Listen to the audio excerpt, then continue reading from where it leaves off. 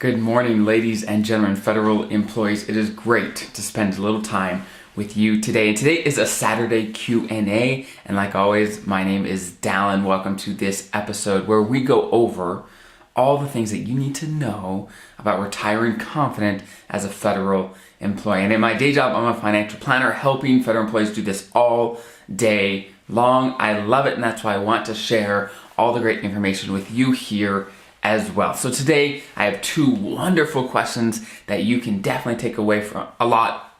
You can take a lot away from something like that, right? You can get a lot out of it. Okay, that's what I'm trying to say here. So, question number one. They say, good afternoon. I am 58 with 35 years in, and I am a FERS employee. I'm contributing the max into my TSP, including the catch-up. So my TSP looks pretty decent. My question is, I plan to work until I turn 62. So for this person, they have another 4 years-ish. And I have never put anything into the Roth TSP. Is it worth starting now, or is it too late?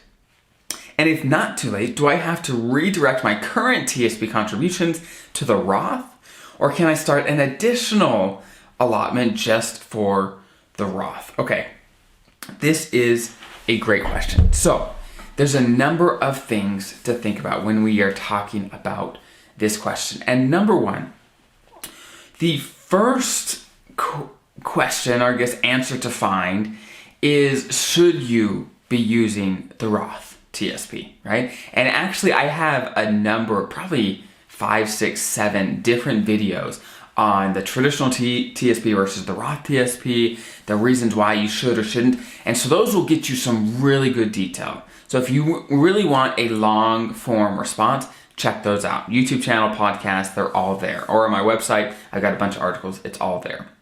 Now, I will give you some of the things to consider. The first thing you want to look at is the numbers, right? That's crucial, is okay, you're 4 years out from retirement, so you probably have a pretty good idea of what your retirement income is going to look like, right? You probably have a pretty good idea of what your high 3 is, how many years of service you're going to have, right? And what your pension is therefore going to be calculated as at 62, right? You have a pretty darn good idea of what Social Security is going to be and when you're going to start it. And maybe if your wife or your spouse has any pensions or income, you have a pretty good idea of what your TSP is going to be, and so using the 4% rule, you could get a rough idea of how much income that's going to calculate or generate, right? And so because you have an idea for all these things, add them up in retirement. Say, okay, what's all the income sources I'm going to have in retirement? What pieces of that are going to be taxable, right? Social Security is not 100% taxable, at least as the law stands today. It's up to 85% taxable, depending on, of course, what income you have in retirement. So add up all the income sources you're going to have, and what tax rate, based on today's tax rates, of course, tax rates may change in the future, right? But on today's tax rates, where are you going to land? Right? Are you close to a border of different tax brackets, right? If you don't know what the tax brackets look like, I think that's the first thing for you to get familiar with. Just Google, say, hey, 2021 tax brackets, and a chart's gonna come up, right? When you Google that, and it's gonna show, okay, this is how much income you make to be in the 10% tax bracket. This is how much income you make to be in the 12, and it'll go down. So that's the first thing to check out. If I was you, figure out, okay, how much income am I gonna have in retirement? How much of that is taxable, right? If you have to do an Excel sheet or write this out, whatever it helps you to get this done, right? Or guess what? We help clients with this all the time, right? This is a big, big part of, okay, how much income do you have now? How much are you gonna have in retirement? And is there a difference between those tax brackets, right? Is there a difference? Sometimes you're gonna be in the exact same tax bracket as you are while working, right? That happens pretty darn often. But sometimes, whether it's you don't have a mortgage, you just need less money, you may be in a lower tax bracket. And so that will help you decide whether you should be using the Roth TSP now or not, right? Because if you figure out, hey, I just want to pay the taxes now, even if I'm going to be in a lower tax bracket. I don't care. I'm working. I have plenty of money. I just want to pay the taxes now and not have to worry about it later. Well, maybe just go ahead and pay it now. Or, some people say, hey, I want to leave a good chunk of change for my kids. and I don't want them to have to worry about the taxes. So I am totally willing to pay the taxes now so they don't have to worry about it. Well, that is a great point too, because when a Roth account gets passed over to kids, guess what? They don't have to pay taxes on it because the taxes were already paid, right? So the first thing to look at as a summary is, okay, should you be using the Roth TSP? And that's looking at the numbers of, okay, when do you want to pay the taxes? Right? Is it now or later? Look at your tax brackets. There's some non-numerical things, right? Like, do you want to pass money to kids? Do you want them to have to pay the taxes, right? Do you want to avoid RMDs? That's required minimum distributions by having money in a Roth IRA. Well, then money's got to be in a Roth IRA because a Roth TSP and traditional TSP are both subject to RMDs at 72, right? So those are some of the things to think about, right? That's not the whole conversation, but that's a good start. Now, to address the second part of your question, that is, it looks like right now you are maxing out the TSP. And in 2021, to max it out, and if you're over 50, that's $26,000 a year. That's about $1,000 a pay period, right? A paycheck, right? So if you're already doing that, then I have bad news. There's no way to put more money into the Roth TSP without reducing how much you're already putting into the traditional TSP, because that $26,000 limit that you have per year is a shared limit between the Roth and the traditional. So you technically can put $26,000 into the Roth, but if you do that, you can't put any into the traditional, right? And so if your situation and you said, hey, I don't want to reduce how much I'm putting into the traditional TSP. I want to find some other solution. Well, what other solutions are there, right? Number one, maybe a Roth IRA. Can you contribute into a Roth IRA? Once you start making, I believe it's about $200,000 as a married filing joint tax person. Okay, married, you file your taxes jointly. Right when your income is about $200,000, then you can no longer contribute into a Roth IRA. There's rules that just limit how much income you can make and still contribute into a Roth IRA. So check if you can do a Roth IRA, because that can be a great way for you and your spouse to potentially put money away into a Roth account. That's great. And second, you could always save money into a brokerage account, right? It's not as tax advantaged as a retirement account would be, your TSP would be, but if you want to save extra money, that's a best place, a good place to go to.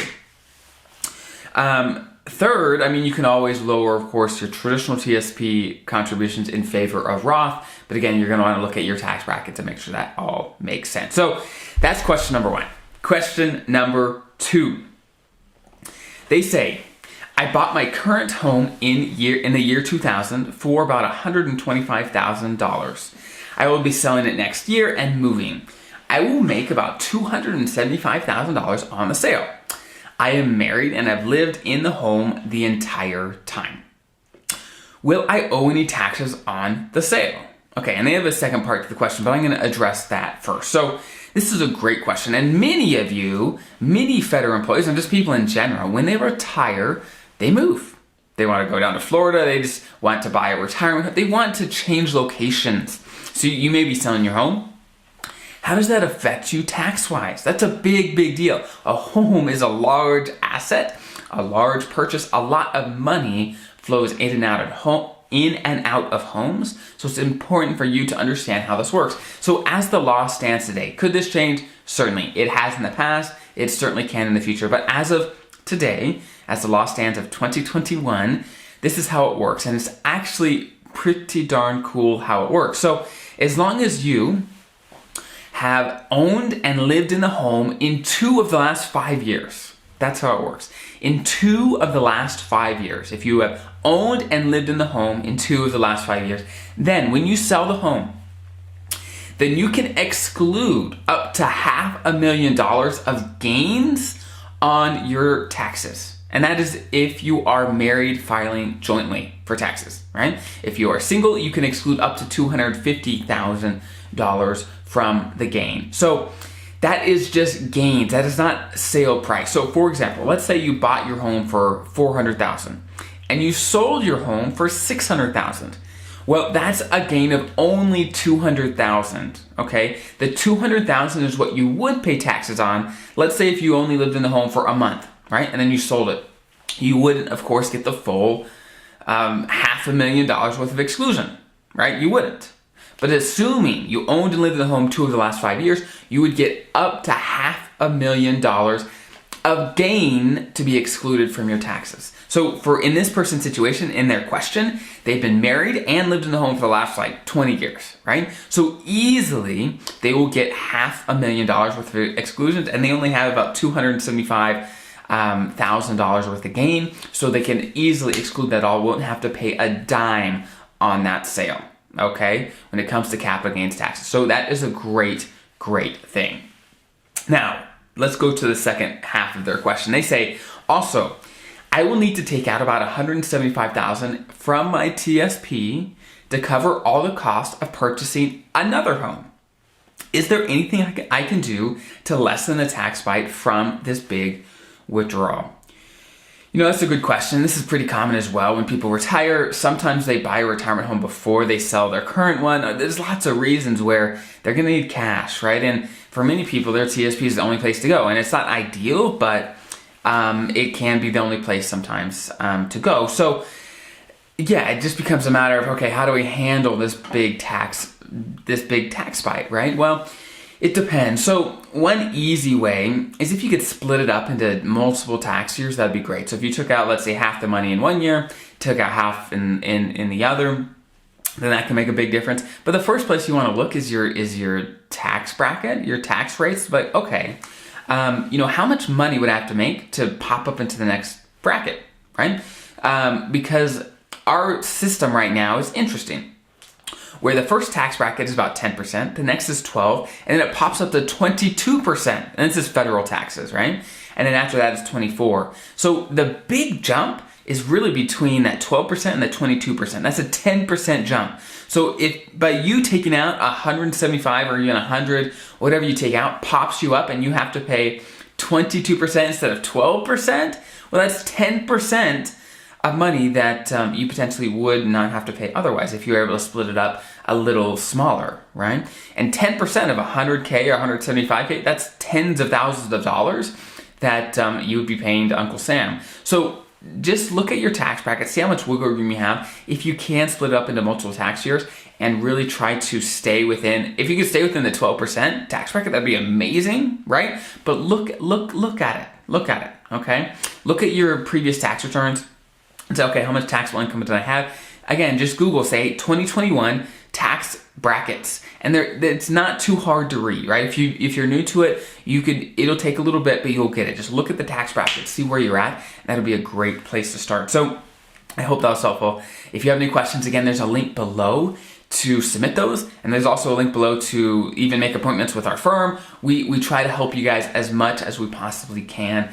And if you find value in this, please subscribe, like, whatever you do on the platform you're listening to this. It definitely helps a ton to get the word out. So federal employees everywhere, one of my favorite things is federal employees responding or commenting to say, wow, this helped so much. I feel so much more comfortable and confident in my retirement. That's our goal, okay? That is our goal. So please share. If it's helpful for you, then that certainly helps the entire community. So have a great rest of your day. We'll see you next time.